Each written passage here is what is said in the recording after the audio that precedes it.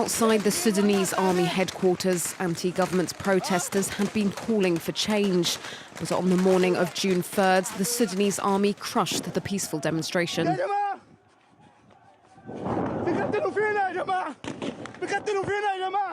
This isn't the first time the blood of demonstrators has been shed since the start of the protest movement. From early on, in Sudan's second largest city, Omdurman, residents have paid a heavy price for taking to the streets.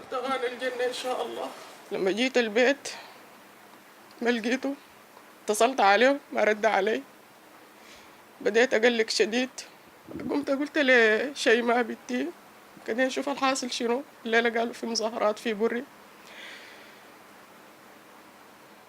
أول ما فتحت الفيس ورتني فيديو قالت لي يومي شوفي الفيديو ده شفت الفيديو يعني قلت لها لا لا إله إلا الله شوفي الولد ده اتضرب كيف الله يصبر أمه فيما بعد عرفت إنه ده الفاتح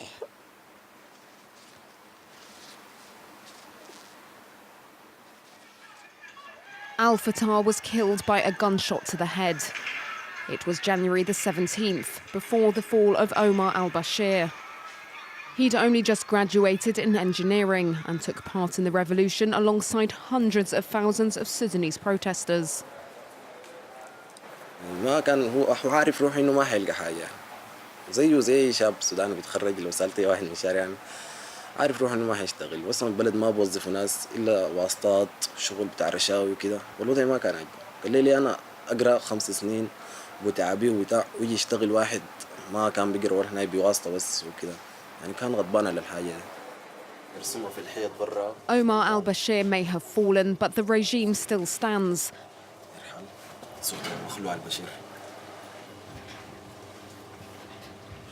Nearby, in a neighbourhood in the capital Khartoum, another family is in mourning. ولدي ما هين علي والله ولدي ما عندي غيره ما هين علي لكن ما خسارة في الشعب ما خسارة في السودان ولدي في السودان وفي الشعب ولدي في السودان وفي الشعب عافية منك يا علي يا ولدي عافية منك ولدي راجل ولدي شجاع. Ali died in May after being shot in the head. Together with other protesters, he'd set up barricades around the city to denounce the army's refusal to loosen their grip on power. الناس ما عايزة تتفق عايزين يقتلوا الناس الأولاد الشباب دي والشباب ما بتراجع الشباب السوداني ما بتراجع وبقى ما بخاف من الموت ولا بخاف من الدم ولا بخاف من الضرب. As night falls, friends but also anonymous residents from across the city have come to pay respects to the young martyr.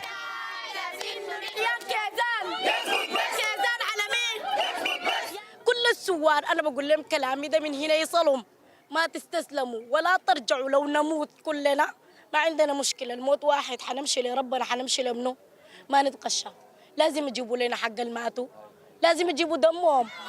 The funeral procession heads towards the evening sit-in outside the army headquarters. Ever since President Omar al-Bashir was ousted, the square has become the heart of the movement.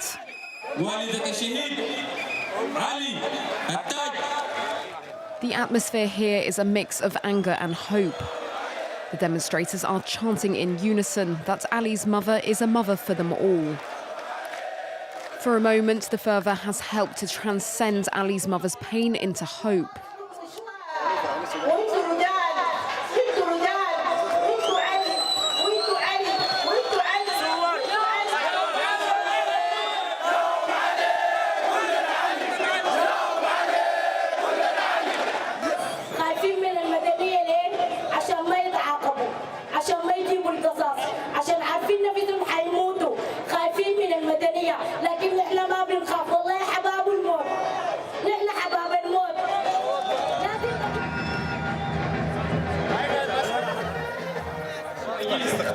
أنا فرحانة الليلة لأن حسيت بولدي سيارة عريس أنا استفدت ولدي عريس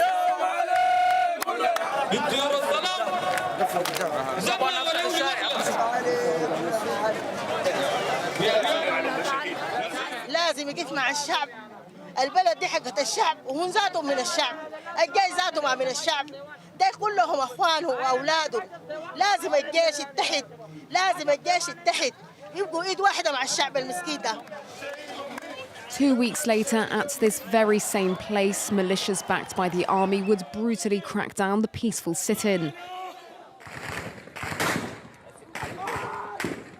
But the determination of demonstrators has remained intact.